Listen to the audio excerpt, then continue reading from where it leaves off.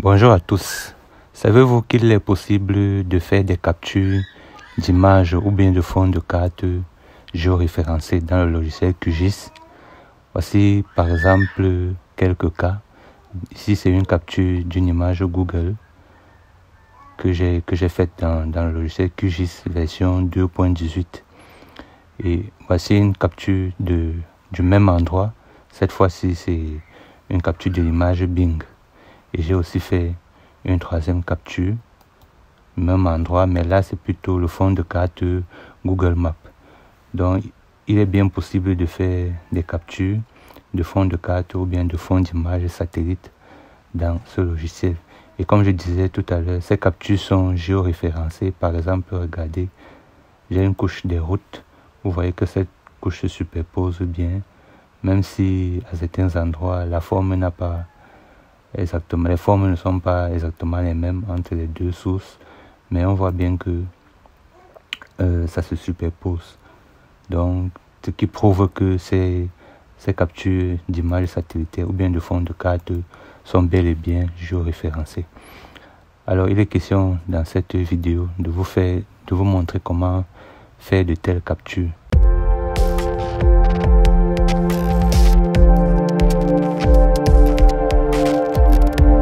Voilà, avant de commencer, je vais m'assurer d'être connecté à Internet.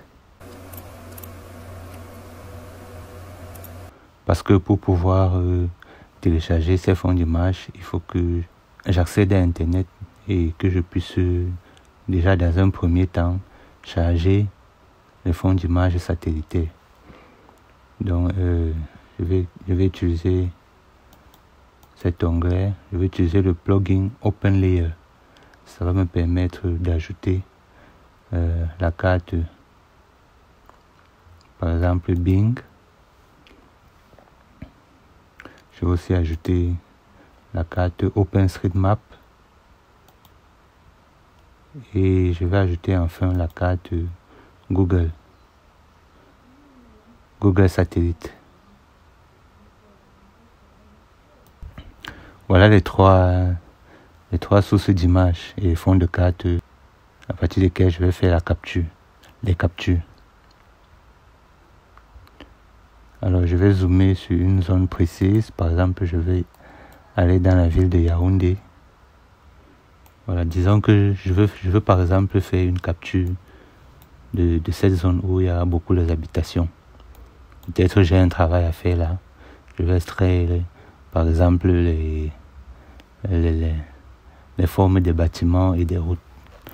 Donc on prend cet exemple là et maintenant j'ai besoin d'un fond d'image à partir desquels je peux extraire ça. Et sachant que peut-être je veux travailler dans des conditions où je n'ai pas accès à la connexion internet, comment faire? Donc comme je disais, on a cette possibilité de faire des captures qu'on peut sauvegarder et les utiliser après quand on n'est pas connecté. Alors ce qu'il faut faire, c'est qu'on va installer un plugin et c'est ce plugin qui va nous permettre de faire les captures. Alors je viens sur l'onglet des plugins ou bien des extensions et ici je vais saisir le nom du plugin, c'est GeoRef. Donc je saisis GeoRef et ce que je cherche c'est GeoRef Export.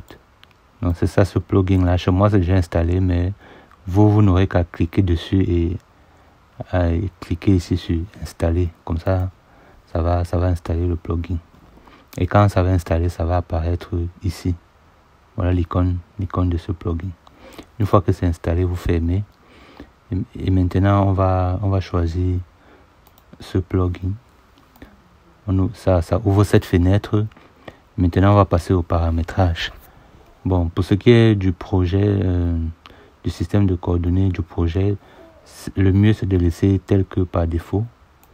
Le mieux de laisser ça. Même le DPI, au niveau de zoom, ou bien la taille du pixel, c'est mieux de laisser tout ça par défaut.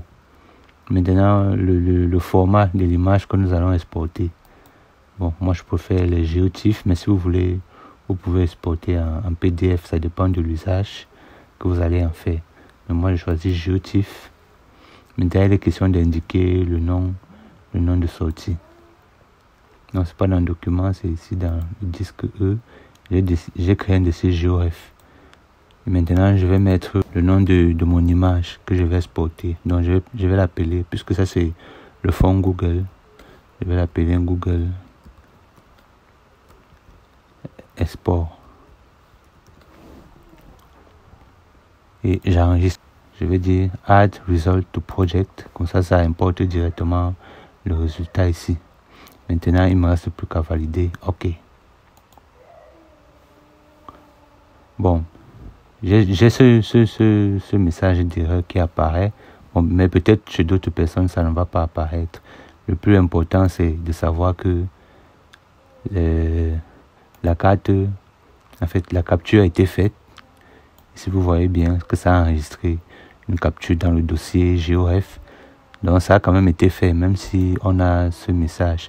Mais par contre, ça n'a pas été directement importé ici dans le logiciel. Bon, mais ce n'est pas grave, on va importer ça après.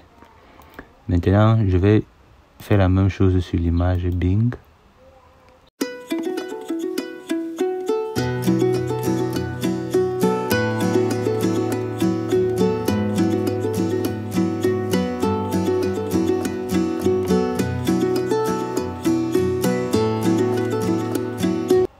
Je supprime tout ça. Maintenant, je vais importer. Ce sont des fichiers raster. Donc, je prends l'outil pour importer les rasters. Et je vais sélectionner les 3 captures. Et j'ouvre. Bon, maintenant, pour ce qui est du système de référence, comme j'ai dit, on laisse le système de référence par défaut. Le 3857.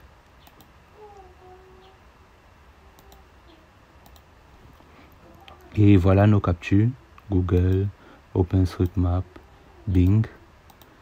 Maintenant, on va vérifier si c'est vraiment géoréférencé, quoi. En superposant avec d'autres sources. Par exemple, le réseau routier.